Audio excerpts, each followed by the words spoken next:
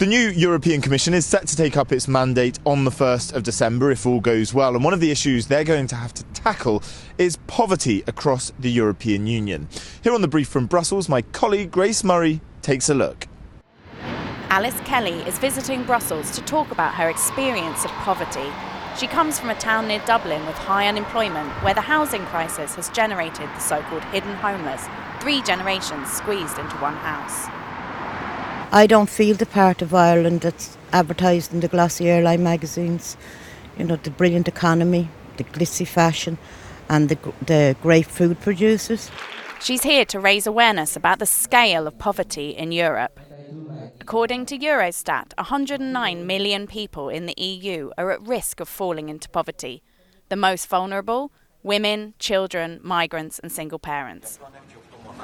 The incoming Commission President, Ursula von der Leyen, plans to introduce an EU-wide minimum wage and benefits scheme. But her new Jobs Commissioner wants to go further. Minimum wage is one of the issues, but certainly we have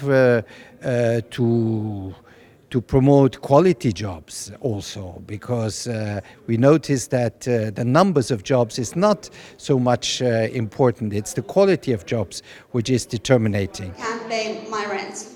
Anti-poverty organisations say low-income workers need more support. At the moment, that does not happen in many member states as well. The level that these minimum income schemes is set at is simply not at a level that most people would understand allows them to live a dignified life and to participate in society.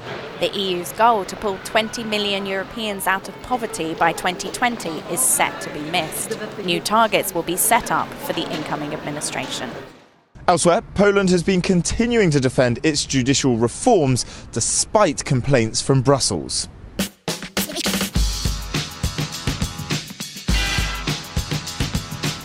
Polish Prime Minister Mateusz Morawiecki insists they'll continue to overhaul their justice system despite repeated EU criticism.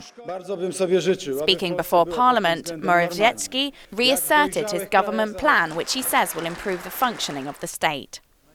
Critics say the ruling Law and Justice Party is introducing changes to the court system that undermine the independence of the judiciary.